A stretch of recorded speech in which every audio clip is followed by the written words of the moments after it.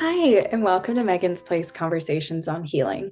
I'm your host, Megan, and today we are going to be joined by AJ Crutcher. She is an author, an entrepreneur, a motivational speaker, a TV host, and a toy inventor. She has built a career around empowering others to grow, learn, and reach their potential. So, in this conversation, we're going to be exploring the experiences that shaped her journey, the role resilience plays in personal growth, and how creativity, purpose, and healing can help us build better futures for ourselves and for those around us. And AJ, we are so excited to have you on today. Is there anything that you'd like to share with the audience or anything that you want to tell us about yourself before we get started? Well, hello everyone. Thank you so much for having me today, Megan. Just I am very passionate about just families and children and just rebuilding that family dynamic. And that's one thing that I share not only in my stories, but in the projects that I do, and then the connection even with here with Advent. So I'm happy to be here. Well, we are so happy to have you on. And, it kind of brings me into my first question. You wear many hats, being an author, an entrepreneur, a speaker, and an inventor. And so, looking back, I'm curious what experiences most shaped the person that you've become today? Well, I will say, just my upbringing. And the reason why I say that is because I was around the family dynamic and around children at a young age because my mom owned her own daycare. And so we had a lot of kids coming off the bus to come to her home daycare. And I was always around a lot of people. And I think that sparked, well, I know that sparked my love for people and children and growth and family in that whole dynamic. So I would say bringing that in my foundation helped spark me for generations to come. Oh, that's so special. And, I know that a lot of people who are listening might be working to overcome some challenges or maybe break unhealthy patterns in their lives. So it makes me wonder what lessons about resilience have helped you navigate setbacks and continue moving forward? Because I'm sure we've all experienced setbacks here and there. Absolutely. I would say keep the faith. Whatever you have, just keep your eye on it. I will say that will never let you go. If you have that focal point of, okay, who do I need to call and talk to? And they may not answer, right? So you have to have your faith base, something that you can lean on, that will help you get by and that will help sustain you in every aspect of your life. Absolutely. I think, your faith and or your support system um, are so important in everything Yeah. because, they always say it takes a village, and it does. You can't really get through life without having those people around you that will push you and that will help you stand up when you've fallen down. It's really hard to go through that alone. And so it sounds like for you, your faith and the people around you would have helped you get back up. Yes.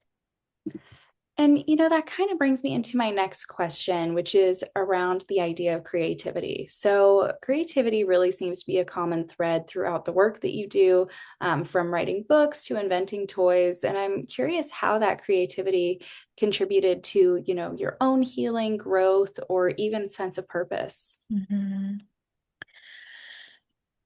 Oh wow, that's a loaded question. Um, Again, of course, the foundation of family, friends, and things around can spark creativity, but finding that balance in life, when it comes to, because I still work full time, I still doing things, of course, to make my living here. However, just creating that balance because you want to make sure you're rested and you have a space where you can have those creative moments. Maybe take a walk, maybe go for coffee, maybe change your scenery when you're writing. Sometimes I can change up the scenery when I'm writing. However, I always try to keep a notepad or something in my phone for notes. So when I have those sporadic ideas that may come to me Like, maybe while driving, when I pull over or something, I'll write it down or I text it down. So just being in a place of receiving creativity, but allowing yourself to have the open availability to do so, because creatives, you can see a show, or you can probably see a dog barking and it just, oh, I got an idea, right? Like, you just have those moments, and everybody has a little piece of creativity in them. You just have to know it and apply it. Absolutely. I think Hmm. that's so important because a lot of people might have these thoughts, but then might not know how to apply them or might not know, oh, maybe I should jot this down so I remember it and so I can use it. Hmm. Yeah, absolutely. Absolutely. And, it brings me into my last question. If there's one message of hope that you'd like for listeners to remember after today's conversation, what would it be? Mm. If there's one thing for hope that I would love you guys to remember, is always stay true to yourself and your mission. Um, I know sometimes that we see other things happening, or we see how maybe somebody may have made it, um, and you are still not there yet, right? Just not there yet. You're probably not there, right? So trying not to compare, and just know that your time is coming, but never give up hope. Keep going. Hope looks different on everyone, but how you apply it is like, oh man, I got this. Let me keep the faith. Let me keep, sustaining that. I know I'm going to get through this, because if it was done before, it will be done again. So just say, keep the hope, keep the faith, and you can do this. Don't give up. Don't give up. Well, I see why you can be a motivational speaker. Mhm. That was certainly motivating. Um, Oh my goodness, yeah. I'm just so grateful that you came on today. And I am, there's a little bit more, it sounds like that you have going on. You mentioned being an author. Yeah. And do you want to share a little bit about that? Yeah, so I've written books since I was 15 years old. And not to give away my age, I'm just gonna say how long I've been writing. Since I was 15 years old. And in that, I was able to create a series called To Grandma's House I Go. And in that series, it talks about the special moments and times where this main character named Tanner is on her way to her grandmother's house, whether she's meeting her cousins for Christmas dinner, or playing cards, or outside for the summer.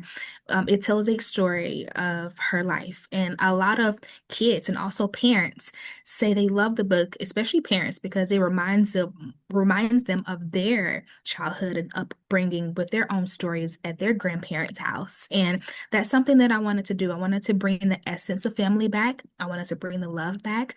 I wanted to bring that wholeness, because without family, without love, then sometimes we miss something, right? And so that's the storyline. And we have I have the doll is created. It's an 18-inch toy doll, the Tanner doll. It was created out of the book series with detachable accessories, and she's beautiful. And